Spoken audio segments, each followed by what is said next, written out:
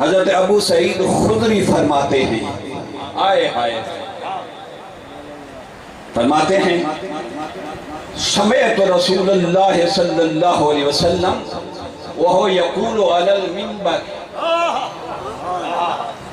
میں نے آقا دو جہاں صلی اللہ تعالیٰ علیہ وسلم سے سنا،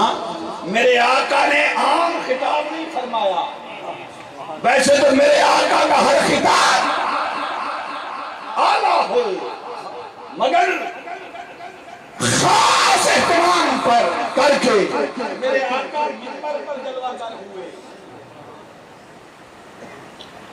بھئی مولوی صاحب تم ایمیں گل کریں تو اس گل دی کی اہمیت ہوتی ہے، جیسے منبر تے بیٹھو میں چوڑا ہو کے پھر اس گل دی کی اہمیت ہوتی ہے۔ آپ نے ایک منبر میرے آقا کی عنایت ہے، اور تم پر میرے آقا کی عنایت نہ سہی، نجدی ہو کلمہ پڑھانے کا بھی احسان گیا۔ آقا منبر پر جلوہ گر ہوئے، اور ابو سعید خدری رضی اللہ تعالیٰ عنہ فرماتے ہیں پھر میرے آقا نے کیا ارشاد فرمایا؟ فرمایا ما بال و رجال، ان لوگوں کا کیا حال ہوگا؟ کون لوگ؟ فرمایا جو کہتے ہیں یقولون، جو یہ کہتے ہیں ان رحم رسول اللہ صلی اللہ علیہ وسلم لن تنفع قومہ یوم القیامہ،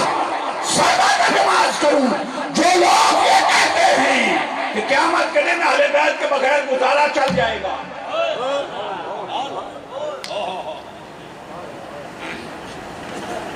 فرمایا جو لوگ یہ کہتے ہیں کہ میرے اہل بیت قیامت کے دن کسی کو نفع نہیں دے سکتے، یعنی یہ کہتے ہیں کہ قرآن بڑا پڑا ہے، حج بڑے کیے ہیں، جہاد بڑے کیے ہیں، اہل بیت سے بڑھ بڑھ کر پیار کرنے اور ان کا ذکر کرنے کی کیا ضرورت ہے؟ فرمایا ان لوگوں کا کیا حال ہوگا جو یہ سمجھتے ہیں کہ اہل بیت کے پیار کے بغیر قیامت کے دن گزارا چل جائے گا۔ فرمایا اللہ، حضور منبر پر بیٹھے ہیں، بھولے تو نہیں، منبر پر بیٹھے ہیں، اور فرمایا واللہ اللہ کی قسم، بھائی کوئی میرے جیسا گناہگار اللہ کی قسم اٹھائے تو اس کا یہ وزن ہے کہ کوئی صاحب ایمان بیٹھا ہو تو وہ کہے گا اب اس کی بات کو اگر کسی نے کھند کیا نہ مانا تو خود ایمان سے فارغ ہے۔ بھائی اس نے قسم اٹھائی ہے، قسم اٹھائے اس کا یہ بیان ہے 14 سنہ کا گناہگار آدمی، مصطفیٰ جن کی زبان پر خدا بولتا ہے، جن کی زبان مقدس کھلتی ہے، وَمَا يَنطِقُ عَنِ الْهَوَىٰ إِنْ هُوَ إِلَّا وَحْيٌ يُوحَىٰ، زبان کھلتی ہے تو خدا بولتا ہے، پھر وہ قسم۔ اب وزن کریں بات کا، اور کیا فرمایا واللہ، اللہ کی قسم، ان رحمی موصولۃ فی الدنیا والآخرہ، فرمایا یاد رکھو میری آل کے بغیر نہ دنیا میں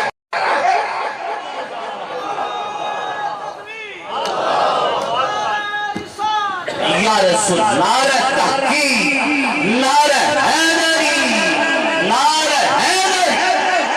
میری آل کے بغیر نہ دنیا میں گزارا ہے نہ آخرت میں گزارا ہے، میری آل تم پکارو تمہیں دنیا میں بھی پہنچے گی، آخرت میں بھی پہنچے گی۔ اور حدیث کا آخری حصہ قبلہ فرمایا یاد رکھو میں حوض کوثر پر کھڑا ہوں گا، نمازوں کے بارے میں آقا نے نہیں پوچھنا، وہ حساب و کتاب الگ فرشتے لیں گے۔ حضور نے قیامت کے دن حوض کوثر پر امت کا انتظار کس بات کا کرنا ہے؟ فرمایا وَإِنِّي أَيُّهَا النَّاسُ فَرْتُ لَكُمْ عَلَى الْحَوْضِ، یہ حدیث بیان کر کے آخر میں فرمایا کہ کائنات والوں میں حوض کوثر پر قیامت کے دن سے اپنی آل کے